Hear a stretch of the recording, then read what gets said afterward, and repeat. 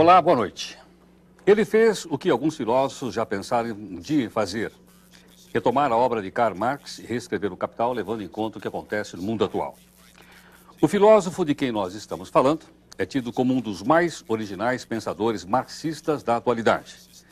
Crítico severo do capitalismo, ele defende a ideia de que é possível construir uma sociedade pós-capitalista livre das maldades do capital e também do capitalismo. No centro do Roda Viva, esta noite, o filósofo húngaro István Mészáros, professor emérito da Universidade de Sussex, na Inglaterra, formado em filosofia em Budapeste em 1954, István trabalhou com o renomado filósofo húngaro Georg Lukács e depois deu aulas em universidades da Itália, da Escócia, do Canadá e da Inglaterra. O professor István Mészáros já escreveu vários livros traduzidos em vários países. Nos últimos anos, concentrou seus estudos e análise nas questões sociais do mundo globalizado e nos mecanismos de funcionamento do capitalismo. Esse trabalho resultou num livro de 1.200 páginas que ele acaba de lançar no Brasil, cujo título é Para Além do Capital. O prefácio lembra que vivemos em uma época de crise histórica sem precedentes e que a saturação do sistema de capital criou sérios dilemas. O livro é uma dura crítica ao capital e ao capitalismo e procura afirmar a ideia de que o mundo pode abandonar o modelo de globalização neoliberal e encontrar um caminho alternativo através de um socialismo renovado. E para entrevistar o filósofo húngaro István Meszáros, nós convidamos o sociólogo Emir Sáder, professor, doutor e coordenador do Laboratório de Políticas Públicas da Universidade do Estado do Rio de Janeiro. O professor Ricardo Antunes, professor titular de Sociologia do Instituto de Filosofia e Ciências Humanas da Unicamp. Conosco também o ensaísta Carlos Nelson Coutinho, que é graduado em Filosofia e é titular em Teoria Política da Universidade Federal do Rio de Janeiro. O economista Luiz Gonzaga Beluso, professor da Unicamp e editor da revista Carta Capital. A professora de Sociologia Maria Orlanda Pinassi, da Unesp, a Universidade Estadual Paulista. E o jornalista Haroldo Cerávalo Cereza, jornalista do jornal O Estado de São Paulo. O programa Roda Viva, como você sabe, é transmitido em rede nacional para todos os estados brasileiros e também para Brasília. O Roda Viva hoje é um programa gravado e por esse motivo, então, você não vai poder fazer perguntas como normalmente você está acostumado. Professor István, boa noite.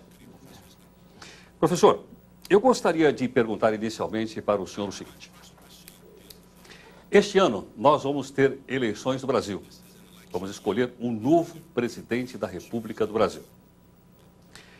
Pelo menos 3 partidos políticos brasileiros, ou 4, dizem que são partidos socialistas. Então eu gostaria de perguntar ao senhor o seguinte. Primeiro, o que é um partido socialista? E segundo, o que é que o programa desse partido tem que ter para, na sua opinião, ser um partido socialista? It's a difficult question because in part it depends of the situation, of the circumstances. Ideally, you could say the socialist parties should follow the perspective of a radical transformation because so much has to be changed. Our society has to be changed from top to bottom. And for that reason, parties which want to be successful in this must have a very far-reaching radical program. At the same time, they operate in a particular historical situation. They have to appeal to their followers, they have to appeal to the voters, and therefore can't have this ideal way of presenting the problems. They have to find some form of transformation from the present in some steps in the direction of the future. In fact, the subtitle of my book is Towards a Theory of Transition. I am acutely aware that we can't jump from this society into another society which would be viable. Therefore, we have to find the connections, the leverages through which the transformation can be feasible. That's why I'm talking also of transition. And a socialist party in Brazil or whatever country, I don't think the particular differences of nationalities are here of paramount importance with regard to this particular question. In some other respects, there may well be. But with regard to this question, if the transformation, the target of social transformation is a very far-reaching, radical one, they all have to orient themselves towards that target and find the points of contact and leverages to the present from which this process can continue. Professor Meszáros. Professor Mészáros, uma distinção essencial na sua obra é aquela entre capital e capitalismo, limites diferenciados entre um e outro. Na sua visão, os chamados estados socialistas que desapareceram recentemente teriam rompido com o capitalismo, mas não com o capital. Queria saber o que seria necessário para romper com o que o senhor chama de metabolismo do capital. E, particularmente, no caso da União Soviética, de que forma ela induziu, na sua visão, esse metabolismo. Desde o começo, quando Lenin definiu o socialismo como a industrialização mais dos sovietes, ou quando definiu a NEP, ou quando Stalin definiu a industrialização forçada, ou se desde o começo, por ser um país periférico, já estava condenado ao metabolismo do capital. The big problem in the Soviet Union was the backwardness of its economy, backwardness of the society in general. In fact, when the whole process started, Lenin and the Bolsheviks were hoping that the Russian Revolution will be followed by other revolutions. So this terrible backwardness of the society can be remedied by those societies, by the revolution in those societies, Germany, England, and others, which were far more advanced at the industrial and agricultural level. And I mean, that was, I think, one of the tragedies of the historical situation, that the leaders of this revolution put their faith into something over which they had no control whatsoever. Because if the revolution in those other countries doesn't come about, as in fact it didn't, what can you do?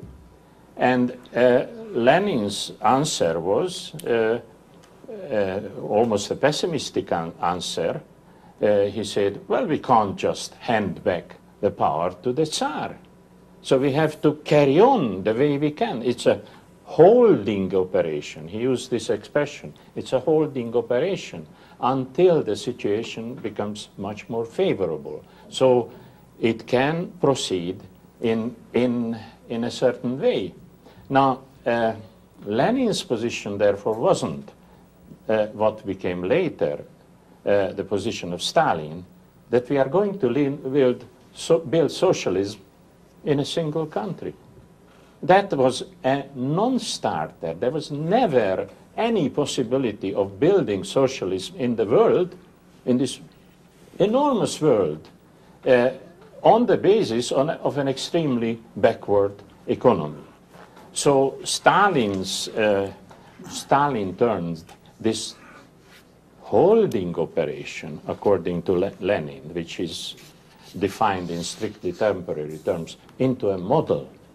That was, therefore, had terrible with its consequences in other directions, for other parties, for all those parties which try to follow the Stalinist line. Because if you admit honestly that what you are doing is developing a society from an extremely primitive economic basis towards something higher, that's one thing. If you then decree at the same time that this is the model for all socialist transformation, only big trouble can come out of that. And I think that is when we consider these problems, they must be always re-examined historically. The tendency, unfortunately, of parties in the context in which they operate is to push aside the historical dimension and idealize themselves. And this is not only for the true about the party of Stalin, it is true about many parties in the world. Some of the parties which are in existence today. I come from England, and that the party which is in government today in England calls itself New Labour, and idealize itself in the same way as often parties do. Now, I think if we are serious about returning to the program of a socialist transformation, as I am convinced myself that we must, then this idealization, this ahistorical idealization, is what must be pushed aside. And instead of this ahistorical idealization, decreeing models, because Stalin was not the only one decreeing models. Now the model which is decreed in England is the model of the third world, the third way, the third road, the third road as a model. My goodness, it sounds to me a very bad joke when your alternatives are quite dramatic, and then you decide that the real model is to follow a third. You don't consider either one or the other, but invent a third. And I think returning to the Soviet Union, the trouble was that from this conception, this idealized conception of a model, the Stalinist model, terrible consequences followed for other countries, especially for Germany, where Stalin's line meant that the Social Democratic Party had to be denounced as social fascists, and the socialists and the Social Democrats, as one of the socialist, potentially socialist forces, were turned against communists and vice versa. And Hitler benefited enormously from it. And I could go on what happened later on in Eastern Europe, where also a great deal of damage was produced by imposing on those societies this Stalinist kind of model for which there was no basis in reality. Professor István, já que o senhor tocou na questão da União Soviética, a imprensa brasileira sempre diz aos brasileiros em geral, aos seus leitores de uma forma geral, que o socialismo ou o comunismo acabaram com a queda do Muro de Berlim e sempre tomam conta, como exemplo, a União Soviética, como o senhor explicou agora há pouco. É fato mesmo que o comunismo acabou, como insistem alguns setores, até da intelectualidade brasileira e mundial? Well, it depends what you mean by communism, because in the first place, by Marx, communism was defined as the higher stage of socialism, where again it was emphasized that historically you can't jump to that stage.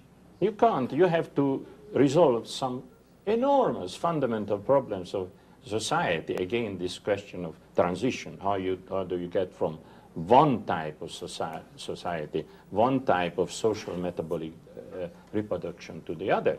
So they have to be resolved. They have their own conditions, both objective conditions and subjective conditions, because it's not enough to produce material goods. You also have to transform the people. And in that sense, Marx was talking about that under communist type of higher level of society, and the people to go with it who have been educated in this spirit, they are supposed to produce according to their abilities and receive from the social pool according to their need. Now, if you consider both sides of this equation, you can only produce according to your abilities if you have a substantial agreement with the purposes, with the aims of that society. If you are in disagreement, especially if you are in violent disagreement, then you refuse to produce according to their abilities. What do you do instead? You do the absolute minimum, and maybe not even that, because you can also interfere with the production and push it back. And what about the rewarding people according to their need? Well, that's again, who is going to decide what are the needs of the people? In the Stalinist kind of system, it was that bureaucratic operation which decided for you and me and everybody else what are your legitimate needs. So if you think of that type of society as communism, well, that is obviously dead. You're right, that is dead. But for me, that was not a communist society in any sense of the word. For you might even say it was stillborn. It was born dead, if you like, already, because of those historical and other constraints.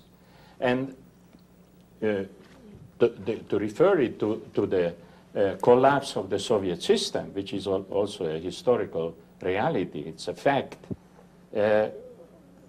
Obviously, some people draw from it the conclusion that, all right, there is no more problem. Socialism, communism is dead, and capitalism triumphs, and forever and ever we live under this system. Well, unfortunately, with this kind of looking at the problems, is that we are not going to live very long if we follow the imperatives of the system which controls our society, our social metabolism. And that's why I would say, no, socialism is not at all dead. It is there as a challenge for the future. But we must learn from the terrible contradictions of the past, because without that we could only repeat it.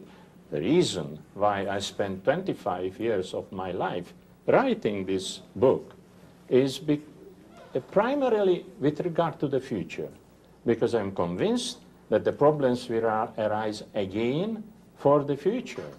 And if we don't learn from the past, that future is very dark, because the dangers of humanity's self-destruction through capital, through the power of the capital, the logic of capital, the objective imperatives of capital, is such, the irrationality which characterizes the system is such that if we are not careful, if we don't devise an alternative way of controlling all aspects of our life, within very easily foreseeable period of time, we'll be all dead. Professor Veloso, sua pergunta, professor. Professor Mészáros, uma das características do Marx no Capital, meu juízo, é procurar partir da sociedade tal como ela existe, tal como ela está constituída pelo seu desenvolvimento histórico. Nesse sentido, Marx era um revolucionário que queria conservar as conquistas burguesas, num certo sentido, né? Ele sempre repete, insiste, tanto nos manuscritos como no Capital, a ideia de que, no fundo, ele procura mostrar que o capitalismo é incapaz de cumprir as consignas da Revolução Francesa, liberdade, igualdade e fraternidade, que, na verdade, ao contrário do que aparece, né, do que nos aparece, né, na aparência, no sentido do Marx, o capitalismo é um regime despótico, não só despótico, como contraditório. Eu gostaria que o senhor me dissesse como é que, no seu livro, o senhor desenvolve essa ideia de que é preciso conservar para fazer a revolução, quer dizer, é preciso conservar os ideais da conquista burguesa, da liberdade, da igualdade, da fraternidade. Well, my answer is that we must maintain what can be maintained. But again, I would point in the direction of the necessary historical qualifications, because the capitalism under, well, in the period when Marx lived, when so many things were completely different, is incomparable with the capitalism of today. Marx very often emphasized this great power of productivity of capital, and he was convinced that we can use that in the future, and we can build on that. That it is a process from which we can adopt many things and use it as the basis for the future. Unfortunately, since that time, capitalism and capital as such has gone through tremendous crises, historical crises. And I can remember, remind all of us that this crisis involved two terrible world wars, devastations. That capitalism is not what Marx knew. Marx never had anything like that in front of him. The question, the possibility of a world war never entered his horizon. Now, had it been, he would have had to consider what is the reason for that. What has changed in the metabolism of capital itself, in the logic, in the imperatives of capital to produce these devastations. Because ultimately, there were wars also in Marx's lifetime, but they were minor ones. You might call them skirmishes. But the idea of a world war, of the world being brought to self-destruction, never could be considered by Marx. So what I would say, the historical changes which have taken place make it very, very different for us, and also with regard to what we can adopt and what we can maintain from it. To give you just a couple of examples, the elements of destruction in capital production, capitalist production, but also capital production, the expansion of capital, are so great today that it is immensely wasteful. The system is immensely wasteful. Wastefulness is a clear characteristic of our life. Why? Because of the way in which the system functions today. Militarist production in Marx's lifetime was non-existent. So I think that is one of the major qualifications which have to be made.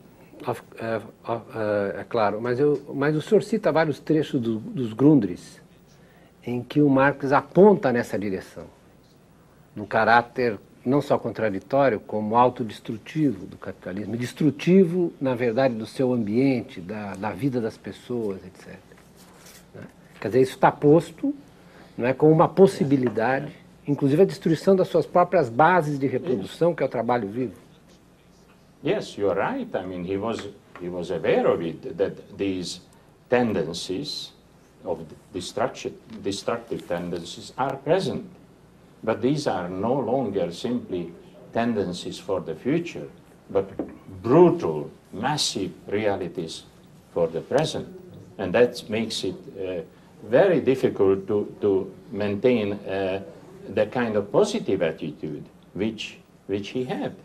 And you know, I quoted more than once the words of great liberal political economist Schumpeter, who was putting the problem of production and destruction in such a way that, yes, under capital there is destruction, but it is productive, it is very positive. Our reality is that so much of what has to be produced, so much of production is today destructive in the direct sense of the word, because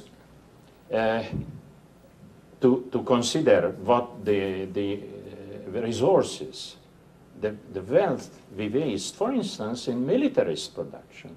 They are astronomical.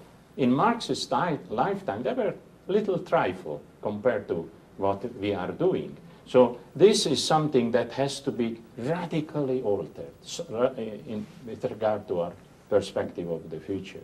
And it won't be easy, because militarist production is also militarist political power. Haroldo. Professor Mészáros, o senhor falando de militarização, o fim da Guerra Fria não pôs nenhum tipo de freio na corrida armamentista. Na verdade, o que a gente vê hoje é, inclusive, essa corrida atingindo países que estavam fora do eixo do confronto entre o sistema soviético e o grupo capitalista. Por que o senhor acha que não houve nenhum tipo, mesmo de diminuição do investimento em armamentos, e como o senhor vê, que importância o senhor acha qual a importância das Forças Armadas na política, no jogo político atual? Well, I think primarily the question is not militarism when we consider militarist production. It's not militarism as such. Only in some areas of the world we saw this translation of the militarist need, militarist production, also in political military dictatorships. Unfortunately, Brazil was one of them. The dictatorship not so many years ago was an expression of that. And Latin America has seen many of them. Many of them in the past, which were quite ferocious. But when you consider the major forces in this respect, yes, the United States and England and France and so on, there the question is primarily economic and not military political. Economic in the sense that the economy, capitalist economy, needs this kind of militarist production, and this takes us to an important concept we have to be aware of: the rate of utilization of the goods we are producing. And one of the characteristics of 20th century capitalist development was precisely a decreasing rate of utilization. Now, here comes the ideal product. You know, when it comes to nuclear bombs, you can invest vast amounts of human wealth into it without using any of them anytime. So you can have the ideal for capital, in a sense, would be to get out of its contradictions and difficulties by reducing the rate of utilization to zero. Because if it could achieve that, then there would be no limit to the expansion of production. And that is a very naive notion, because the resources are not infinite. Resources are finite. And capital expansion linked to unlimited production has a terrible contradiction, which then brings with it also the military dimension. Now, again, a historical qualification, because in more recent times, we have seen a major change in the way in which the political and military forces have been realigned. And while imperialism at the age of Lenin was characterized by a multiplicity of competing imperialist countries and forces, and this went on also with the Second World War. Today, this is no longer the case. Yeah. Today, imperialism cannot be a multiplicity of competing countries, competing powers. There is only one power which can enforce its militarist interest on the rest of the world, and that is, of course, the United States. All the others, I mean, England has its own nuclear bomb, but who has the finger which controls the delivery of the bomb? It's the Americans. So it's nuclear weaponry which exists by the grace of the Americans. The French have their nuclear weapons, but again, it's laughable compared to the other.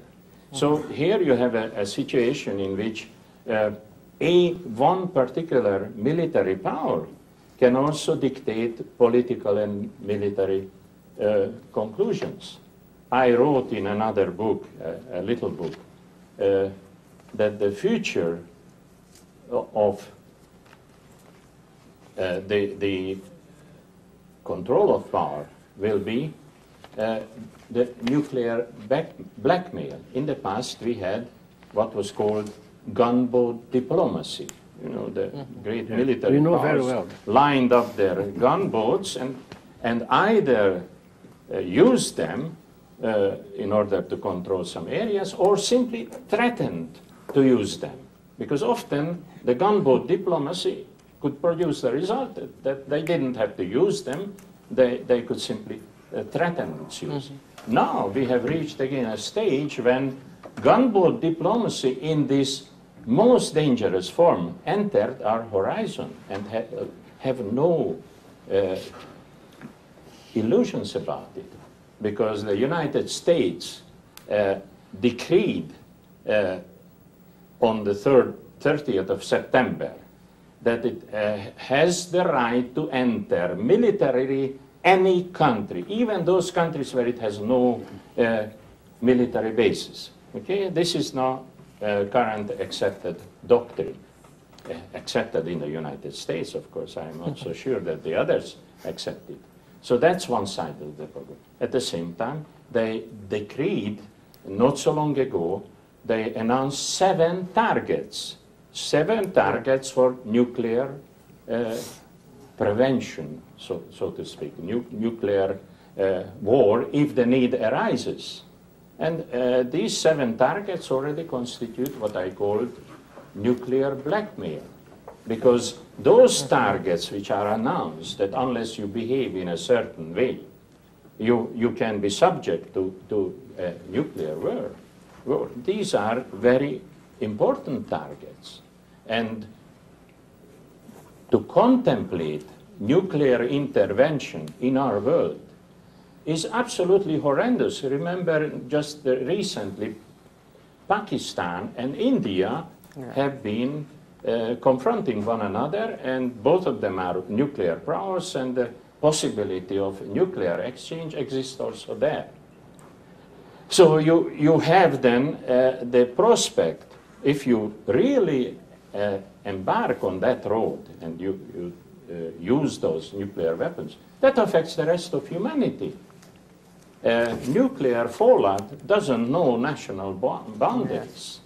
And that is the big problem for the future, because capital needs this kind of development, economic development, whereby you can contemplate a zero rate of utilization. It is of no interest to capital how the goods produced are actually used by human beings. The domination of use value by exchange value is such that it's enough for capital to produce use values and exchange values and carry on for the production of other exchange values. So there is no need for using them in principle. And once you have sold certain goods, the process of capital realization has taken place. And this is an absurd system, because you can continue to waste terrible amounts of human resources which are needed in this world, so badly needed everywhere, in Latin America, in Southeast Asia, in Africa, everywhere, and even, I would add now, even in the capitalistically most developed countries where poverty is increasing. Child poverty is increasing and even has to be admitted in official statistics. So these are the problems we face, and waste on a colossal scale is, unfortunately, our reality. Gostaria de passar a próxima pergunta para o professor Ricardo Antunes. Professor. Obrigado. Eu queria aproveitar, professor István Mészáros, esta temática e lhe fazer uma pergunta. Quer dizer, o século XXI começou de modo muito turbulento, né? E ele talvez possa ser datado, o seu início, né, em 89, com o fim da União Soviética, em 99, com Seattle, com o início da Batalha de Seattle, depois Nice, Praga, Gênova, Fórum Social Mundial, né, digamos assim, as manifestações contra o sistema global dominante, e também com 11 de setembro. Né. Eu perguntaria, qual desses três momentos, de algum modo ou outro, sinaliza o início do século XXI? E gostaria também de perguntar o papel do Estado, né? 11 de setembro, o significado disso, o senhor tratou um pouco já nas primeiras questões. Isso sinaliza um fortalecimento, um definhamento, uma alteração do papel do Estado, tanto nas economias centrais quanto nos países do Sul. Então, a primeira questão, o que sinaliza o século novo, estas datas ou algo, né? E um pouco o papel do Estado.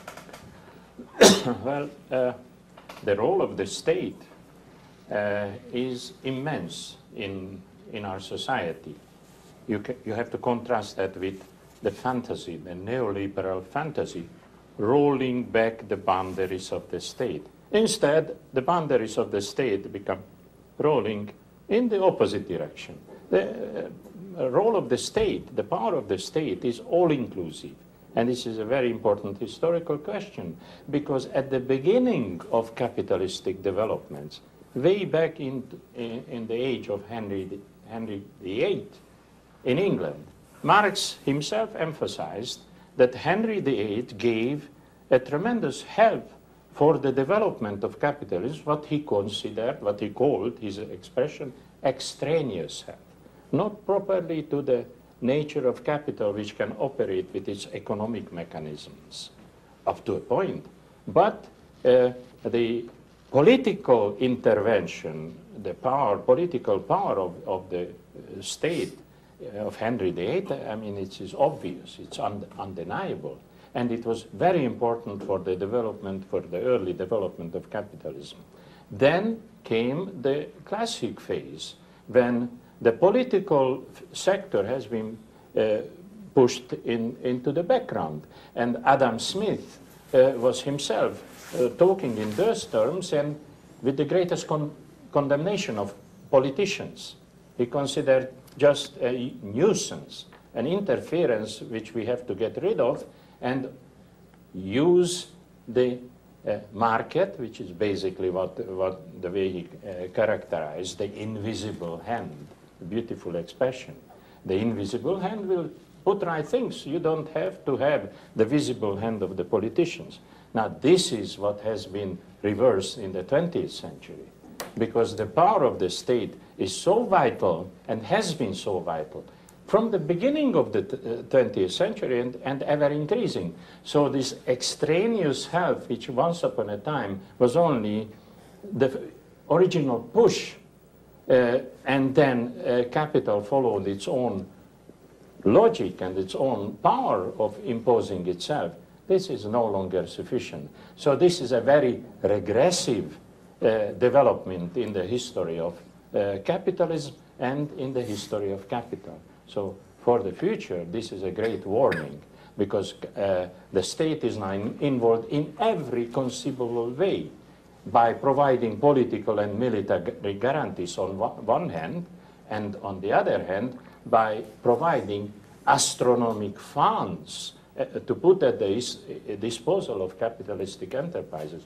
And I always say that the capitalist system would not survive for a week, but perhaps not even for one day, without this very active involvement of the state. Professor István, já que o senhor falou da participação do Estado, o senhor falava, eu pensava aqui um pouco em Cuba. Em Cuba. Em Cuba? Yeah. Well, minha pergunta, o que existe em Cuba é de fato socialismo? E o que é que vai acontecer depois que o Fidel Castro morrer? The second question is very difficult to foresee. The first question is very easy to answer. There couldn't possibly be socialism in Cuba. It is a country encircled by very hostile forces, and it simply has to survive. And it survived for 43 years. That is its achievement. So it's, in a way, negative achievement under this threat. Whether this can continue under the successors of Fidel Castro, that's a very big question mark. It has so many negative things are piling up against it. And I must also say, not only in terms of its own internal difficulties of production, because socialism in one country, like Cuba, I mean a tiny island, how could it be socialism in one country when it was inconceivable in the Soviet Union, or inconceivable in a country the size of China with 1,350 million people? How could it be for 10 million people? How could it establish socialism under those circumstances? And then you have to add to it also the greater, more aggressive military power of the United States. One of the states denounced recently by the Bush administration is precisely the Cuban state. They are not happy to keep Cuba, which they consider their backyard, in existence. So obviously there is a great danger that either through internal disintegration of the economy and then the introduction of capitalist forces to greater and greater extent, the whole thing will go in the negative direction, or possibly even another military intervention, another militarist intervention. I certainly wouldn't dare to exclude that concept, because we have reached a stage in historical development when the concept of terrorism is stretched like a strudel. Everything can be covered under the concept of terrorist, and Cuba can be condemned as a terrorist state. It's only a question of when. I remember recently an article published by one of the leading politicians in the United States, who was already trying to use the American power in that sense, saying that Cuba is a supplier of biological warfare for Saddam Hussein and whoever else. Now, what was his evidence for it? Is that medical production in the in Cuba is extremely high, which is undeniable. There is a very high industrial production of very sophisticated medicine. From that, he jumps to the conclusion, here is the proof that Cuba is manufacturing biological weapons. These people have no morality. They have no scruples. They are confronting problems, and they think that with their simple-minded and aggressive way, they can simply wipe out of the problem itself and the country to go with it out of existence. Professora Maria Leolanda. Professor Mészáros, nesse seu livro, Para Além do Capital, o senhor retrabalha a questão do totalitarismo, né? O senhor coloca o totalitarismo não como um fenômeno que surge em determinados momentos, né, da história do capital, como um momento necessário para colocar ordem na casa, né? Mas como uma essência permanentemente colocada pelo capital, uma necessidade do próprio capital, né, de se reproduzir dessa forma, totalitária, né? Dessa forma, eu gostaria de perguntar para o senhor se a relação entre capital e democracia é uma contradição ou é uma falácia? Pretty big contradiction, because capital is a comprehensive, all-comprehensive mode of controlling our life. Our reproduction has to be controlled by capital in every dimension, in economy, in politics, in culture, even in religion. You know, the religious are not isolated from the demands of the capital system, and in that sense, it is totalitarian. Now, when it comes to democracy, well, that comes out very, very clearly, that democracy can be permitted for a few countries in under certain circumstances. But democracy is an exception for capital. The overwhelming majority of countries in the world didn't have democracy. They had illusions of democracy or propaganda of democracy, but no real democratic institutions. Some were on the border between, all right, having democratic governments for a while, but then when a crisis arises in their society, the authoritarian reversal of the processes sets in. Remember Allende in Chile? Remember your own country? Remember Guatemala? You have so many instances of it, and the same is true Suharto. What a great Democrat he was. And he was sustained for 32 years, this vicious dictator, as a representative of the free world and democracy. Well, this is insult to the intellect, insult to a reason to have this kind of distortion. So the democracy is very problematical. And I would like to stress another dimension, that in recent years, because of this structural crisis of capital, I write about not the conjunctural crisis of capitalism, but the structural crisis of capital. Authoritarian legislation has become an integral part of all of the states, even in the capitalistically most advanced countries, and even those countries which were proud to call themselves liberal democracies. And again, remember what has happened under Margaret Thatcher in England, a whole range of authoritarian measures against labor, which were all retained by the new Labour government, and some of them even made worse. So democracy is problematical. It is endangered, and it depends on the circumstances of capital development, capital expansion, whether this luxury of democracy can be permitted or not. And some of the most advanced capitalist countries, like Germany, had a phase of totally fascist developments. The same is true of Italy. There were all kinds of problems in all over the world. And let us not idealize the United States as a democratic country, because it works as a democratic country because you have two parties which are identical. You elect one, and then after some time you elect another. There is a good expression for it in English, Tweedledee and Tweedledum. Between Tweedledee and Tweedledum you have a continuity and some kind of stability.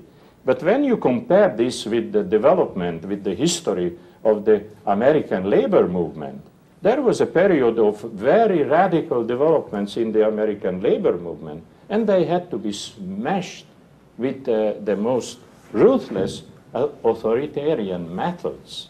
So I would always stress that we have to consider these problems in their historical context. And with regard to the future, democracy is endangered, and that's why for us it is a duty, it is extremely important for us to retain the values of democracy in a substantive sense and defend it against those authoritarian tendencies, authoritarian forces, which are inseparable from capital.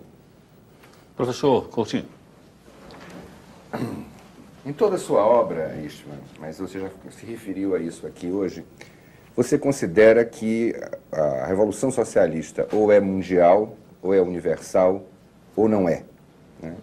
E chega a afirmar, uma afirmação que me parece muito correta, que os Estados Unidos é envolvido nesse processo, né, ou então o socialismo não será nunca universal. No prefácio à edição brasileira do Para Além do Capital, você revela, eu diria, algum otimismo sobre as potencialidades revolucionárias na América Latina. Como você sabe, você conhece muito bem o Brasil e sabe que há uma probabilidade concreta, uma possibilidade concreta de que o Lula e o Partido dos Trabalhadores ganhem a eleição presidencial. Se no governo Lula e o PT propuserem realmente a realização do programa do partido, que ainda é um programa socialista, né, o que é possível fazer, né, a partir, digamos, de um país periférico, no sentido de transformações efetivamente socialistas. E eu generalizaria não só para o Brasil. Eu diria, um partido socialista que chegue ao poder em algum país, não só da periferia, mas do próprio centro do capitalismo, que medidas pode tomar que sejam efetivamente medidas não de reformar apenas o capitalismo, mas de construir alternativas ao capitalismo e ao capital? Well, in isolation, surely not. Also here, the question will be answered by what sort of responses are forthcoming from different directions. For me, the potentiality of Latin America is immense, because the problems are great, the problems are grave, the problems cannot be swept out of existence, and therefore it is only a question of time when such steps have to be taken as to remedy the situation. But here again we have to remind ourselves that this doesn't come about simply by a party being elected to government, because the reality is that although parties are elected to government, capital remains in power. Parties come and go and change, governments come and go and change, but capital is remaining all the time in control of our social metabolism. So that is the challenge. That's why I say it is the target of transformation can only be beyond capital, against capital, eradicating capital and putting something positively in its place. Now, obviously it cannot be resolved in one go. There will be many initiatives, many beginnings, but these beginnings will not be isolated. The big difference from what happened in Russia in 1970 was this isolation, complete isolation of Russia and encirclement of a country the size of Russia. Now, that was under much more favorable circumstances as far as capital was concerned. Today, we live in the age of the structural crisis of the capital system as such. Therefore, the relation of forces can change, and one step can lead to somewhere else, to another. I say that the future of socialism can only be positively decided if also the most advanced, the capitalistically most advanced countries open themselves to this transformation. And the United States is an obvious example. But it won't start there. It will start in areas like Latin America, where the problems are extremely grave and the challenges are so grave, and hopefully the political forces are also stronger to take up these challenges. Esclarecimento ainda na pergunta do professor Coutinho, doutor Mészáros. Caso Lula venha a ser eleito presidente do Brasil, ele pode sofrer, por exemplo, o que o Allende sofreu e acabou sendo derrubado no poder? Quer dizer, esse isolamento que o senhor citou agora há pouco, isso pode ocorrer no Brasil caso o Lula venha a ser eleito presidente, haja visto, como disse o professor, a um programa socialista? Well, I fear that if he is elected, it won't be received with great applauses in Washington. So the problem of how to undo what has been done will be real for your country as much as for the others. For that reason, these problems can only be solved once there is an impetus. And Lula also obviously has to face the other side of the problem. But without a social movement, a social mass movement, his own position and the position of the Brazilian socialist forces is not secure. Only if you have very active, very strong social forces, social movement, backing up, not only backing up, but also pushing these parties in the direction. Parliament is not a democratic institution. Parliament is an endangered institution. Parliament is controlled by capital. Capital controls a lot else, but of course it also controls Parliament. And therefore, capital, which is an extra parliamentary force par excellence. You can't find a better way of expressing what is an extra parliamentary force than capital. It can only be matched by another extra parliamentary force, which can, of course, be also represented in parliament, like Lula or any socialist party. But they won't be able to do it on their own. They can only have success if they are backed up and pushed in a more radical direction from the mass base of Brazilian society or any other Latin American society. Professor Mészáros, o seu mestre e grande autor para muitos dos que estamos presentes, George Lukács, havia caracterizado a ideia de um período de atualidade da Revolução, a partir do seu livro sobre Lenin, a partir da Revolução de 17. Yes. Por outro lado, no seu livro Para Além do Capital, o senhor fala da generalização, da indução do metabolismo do capital. Até mesmo áreas de resistência, como o estado de bem-estar social, o estado keynesiano ou a própria China, são induzidas por uma lógica de mercado que generaliza as relações de mercado, relações de metabolismo do capital. Isso significa que estamos cada vez mais longe do socialismo? O fim da União Soviética significa que a atualidade da Revolução desapareceu, ela não é mais atual hoje em dia, ela tem que ser reconstruída, recolocada. O horizonte hoje é um horizonte de outra ordem? Well, certainly, China is a very big problem. A very big problem in the sense that the Chinese leadership was trying to introduce capitalistic ways of developing its own country. I recall a proverb quoted by the late Deng Xiaoping, who said, "Doesn't matter what is the color of the cat, so long as it catches the mouse." So, meaning that whether it's capitalist or non-capitalist or socialist, the cat should catch the mouse and it's all right. Well, I am not so optimistic about it because it has its own inherent dangers in the form of the blind alleys which it presents. Because in China, the horrendous problem is mass unemployment. Unemployment of cosmic proportions. You know, you have to think of China in order to qualify for the Economist, the London Economist, as a journal, to get its approval, as producing unemployment of 300, 400, 500, 600 million people. It's mind-boggling. It is completely absurd. Now, the penetration of capitalism so far into China has been strictly confined to coastal enclaves. Here and there and everywhere on the coast, you have these enclaves. But when you try to sum up the totality of the population living on those enclaves and reproducing its existence in capitalistic terms, it's no more than 200 million, probably less, much less than that. And you are talking about a country of 1,350 million, which remains in a way of reproducing its existence for which there is a very adequate English expression, living from hand to mouth. It's this kind of direct relationship.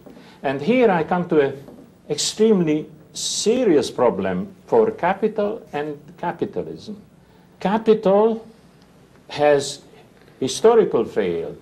It has a great historical failure whose importance cannot be underlined enough, that it could not extend its system in the world as a whole. Half of the world's population doesn't reproduce its conditions of existence in capitalistic terms. It's not economically regulated. The extraction of surplus labor is not economically regulated. And this is very true also of China. And it is true even in the Chinese capitalistic enclaves, because the miserable wages which people receive in those enclaves in order to let you have Chinese goods produced at pitiful prices, at pitiful sell here at pitiful prices, everything you care to mention, in order to have that, you have to have a regulation of the labor force. And the great element of the regulation of this labor force is not capitalistic economic, but political, the governmental political. Now, I think that this tremendous failure of the capital system, what I want to add to it, it is historically the case that Southeast Asia, China, India, Southeast Asia, Africa, many millions of people also in Latin America are in this category, that they do not reproduce their conditions of existence under the metabolism of economic control, which would be the most favorable for capital. That has been already emphasized by Marx. The capitalistic way of developing the economy is the most favorable for productivity. Failure, a complete failure. We cannot underrate the importance of that.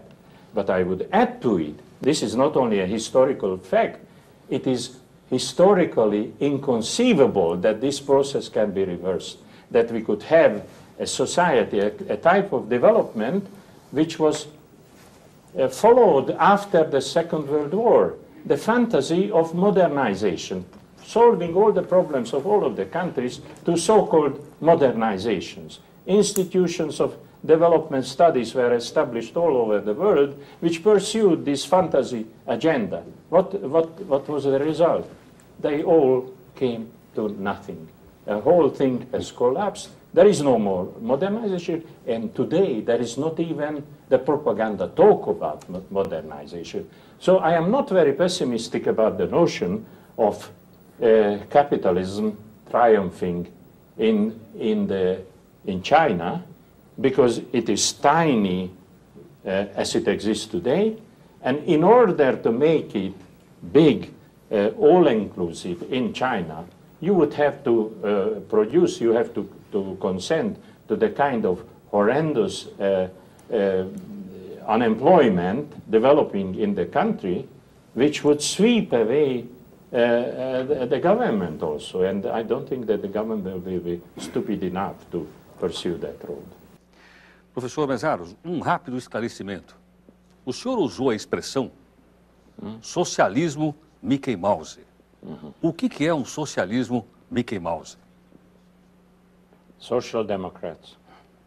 In England, I wrote that, I gave an interview to radical philosophy, and when the question came up, and you were talking about not only the English social democratic parties, but also the social democratic parties in other parts of Europe. Mickey Mouse socialism, because they have abandoned anything whatsoever to do with socialism. Once upon a time they were saying, yes, we do it by very little, very small steps, but we'll eventually reach socialism, which is complete fantasy. Now they don't even talk about little steps.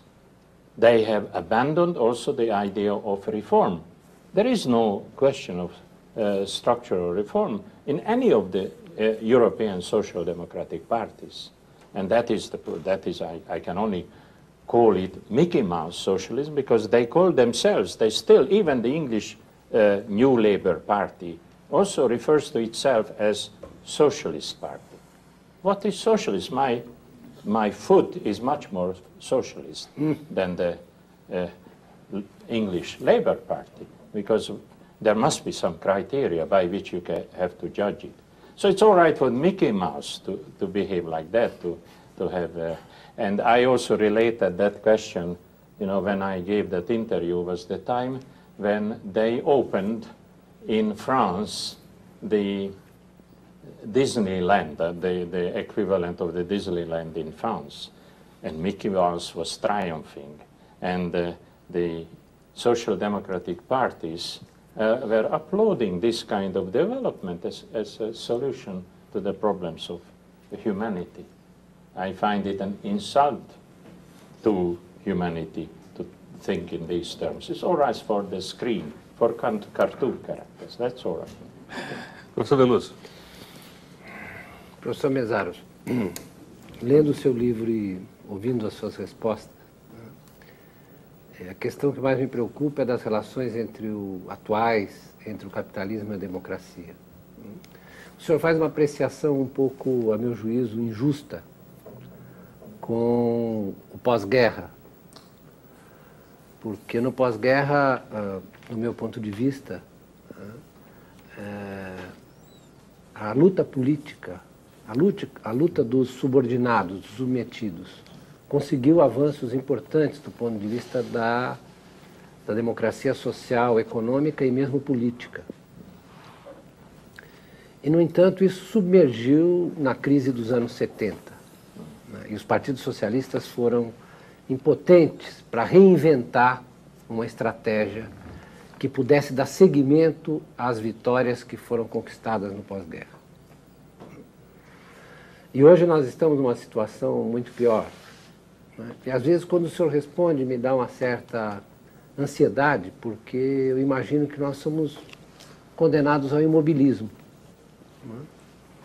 Somos condenados ao imobilismo. Quer dizer, no fundo, o senhor, ao acentuar corretamente o caráter despótico, totalitário do regime metabólico do capital, o senhor nos diz, não, a luta de classes, a luta política, não tem chance de romper essa barreira inexpugnável. Well, if you look at post-war developments of capitalism, it is true what you say. There was a great expansion both of capitalistic production, expansion of consumption, also the introduction of the welfare state. That's a significant achievement. And I am the last to deny them. In fact, I would like to have them much more. Much more. Okay. Much more than what we achieved then. But what I also want to point out, that this has come to an end. That in all European countries, the welfare state is almost completely dead. And if you read what is happening in Italy with Berlusconi, his principal project is to liquidate the remnants of the welfare state in Italy itself, to take away the rights from the workers, and takes as a model what has happened under Margaret Thatcher and continues to happen under Tony Blair in England. So his model is Tony Blair because of this authoritarian reversal. So what I say is, yes, it is true until about the late 60s. The late 60s. It went on and it was quite successful, but then James Callaghan uttered the word that the party is over. By that he didn't mean his party. His party was really over. It is more or less finished in the sense in which you used to have it. No, it's the party. Consider this is rather an insulting expression of carrying on with the welfare state is an unjustifiable party. It's over, finished. Tighten your belt, that's another expression they use, and let us accept authoritarian legislation against labor. That's what I want. I mean, in historical terms, we have to warn against these tendencies. And we have to warn against it precisely in order to reverse the process. because a reactivation of the mass movement, and that has already to some extent happened in Italy, because you remember how it was when Berlusconi announced his plan of liquidating number 18 of the laws which give labor in Italy some protection rights. There was a massive demonstration against it. There was a demonstration coupled also with a general strike. And 16 million people, never before in the history of Italy, never even in the past, could you count in a general strike 16 million Italians in defense of those rights which they want to retain. So I don't say that neither would I say that the party is over, nor that the struggle is over. The fight has to continue. But you have to be aware of it. What are the forces against it? And capital, the margin of capital expansion has become more and more problematical. This is why they have to resort to those measures. And I wrote about these authoritarian tendencies at the very beginning when this process started, in the mid-70s, with regard to Thatcher and others. And they have achieved quite a lot in this respect, but we can also reverse it. Pois não, professor. Eu queria que você tratasse um pouco de uma questão que está presente em seu livro e que parece crucial no mundo contemporâneo, né?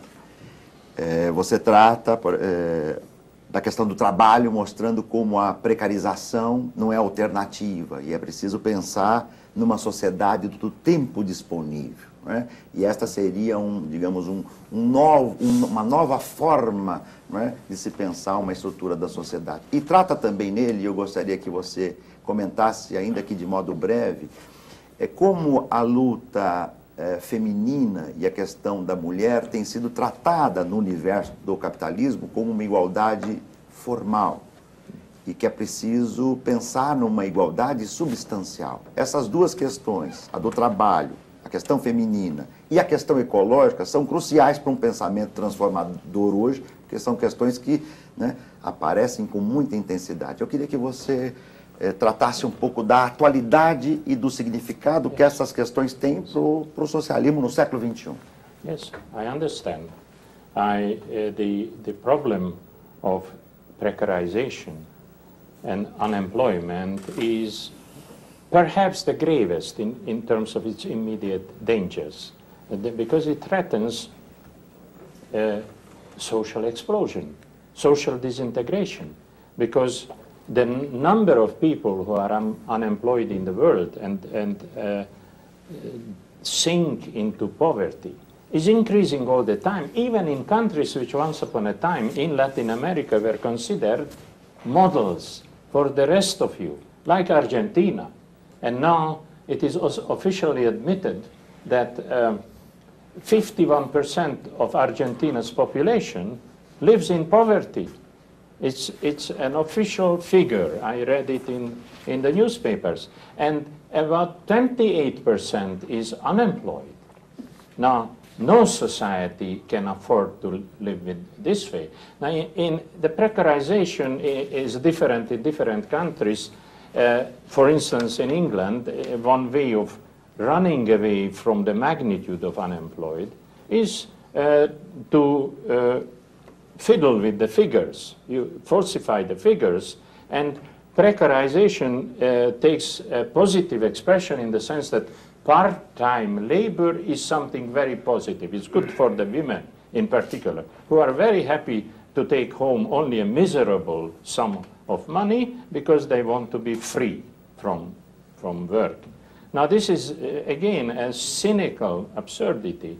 Precarization in that form is really condemning people to very precarious conditions. And I want to mention that in England, if you work 16 hours a day, you are considered in full employment, okay?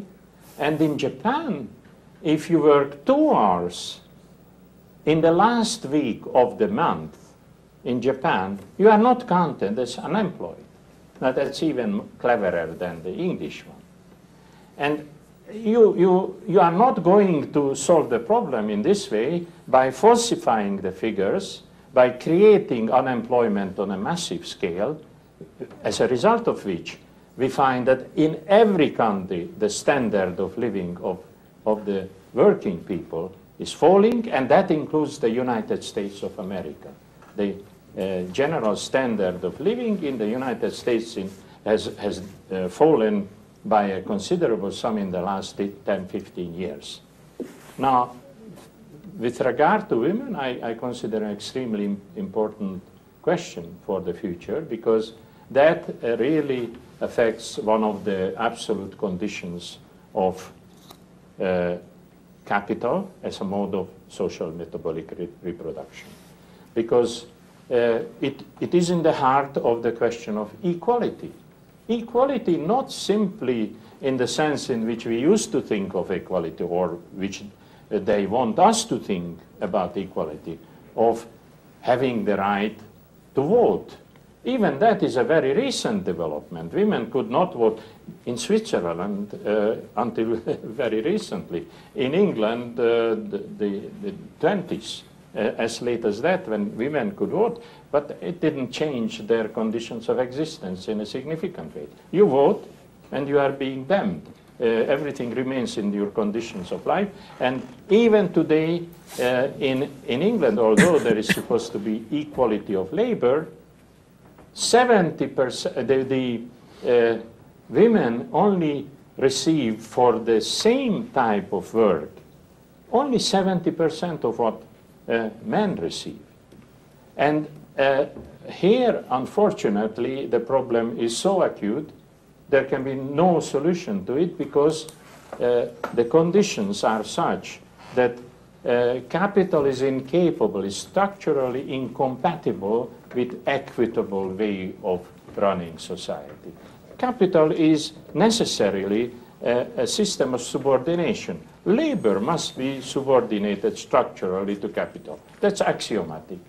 Now, if you operate from that axiom, there can be no development in the field of equality. So the Mickey Mouse socialists, who once upon a time used to think about equality with the slogan, equality of opportunity, as opposed to equality of outcome, equality of result. Now they have abandoned even the idea of equality of opportunity. No equality whatsoever. Equality is a hostile concept.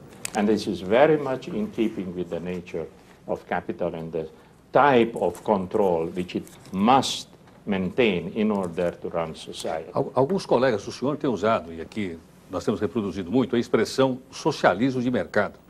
Yeah. É possível existir socialismo de mercado? Yeah. Well, I would like to see it, socialism and liberty, but when you think about such concepts as equality, liberty, fraternity, they originated a long time before socialism. They originated during the French Revolution. And what happened to them? They have been all wiped out. There is no, the liberty itself is confined to the ability to vote, to put a piece of paper once in 4 or 5 years into the electoral urn. And that is supposed to be your freedom. Freedom is a very important positive concept. We have the freedom is the ability to realize our gifts, our aspirations. That is what could be considered freedom, not that little piece of paper, which then, once they are elected, most parties I know in Europe, the day after the election, they start to break all their promises. You know, it used to be said about the Labour Party that the Labour Party writes a manifesto, and all it promises breaks after being elected to government. Now the situation is changed a little bit in the sense now they break all their promises even before writing the manifesto. And therefore the whole process becomes extremely problematical. That people are invited to elect a government, and the last time the British government was elected was the lowest possible percentage in all history, all British political history. And therefore it shows that people are turning against this way of running the problem. So the democracy problematical, liberty is problematical, equality, forget it. It's not even mentioned.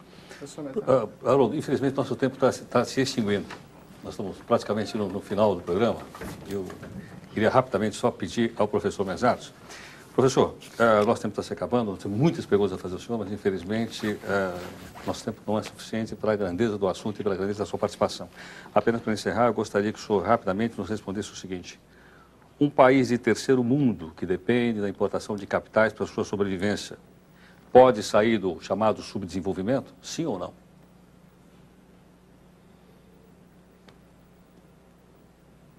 Sadly, lamentably, they don't, because they don't import capital. They don't get capital. Third world countries I always find also as a problematical concept. I never use the expression third world without putting it into inverted commas, because there is no such thing as the third world. It is a subordinate part, an exploited subordinate part of the one and only world, where some countries are powerful and dominate the others, and the third world is, well, suffering the consequences, so-called third world. Now, importing capital is not in the benefit of the third world. The capital, the way in which capital is exported from the powerful countries towards the third world is very iniquitous. It is always, control is retained over it. And the benefits to the third world countries are absolutely minimal. And that's why we have the kind of development which is a truncated, very slow development which we witnessed in the post-war period. Professor Mészáros, muito obrigado. Thank you very much. My pleasure. Muito obrigado. Bem, o Roda Viva vai ficando por aqui. Gostaria de agradecer também a gentileza dos nossos convidados que participaram conosco hoje no Roda Viva. Nós voltamos na próxima segunda-feira, às 10h30 da noite, com a sua participação efetiva através da interatividade aqui do Roda Viva. E dizer que este é mais um espaço para debate, ideias e para que a gente possa conhecer um pouco melhor o mundo, que é uma das características do jornalismo público que se faz aqui na TV Cultura. Muito obrigado pela sua atenção. Boa noite. Até segunda-feira, às 10h30.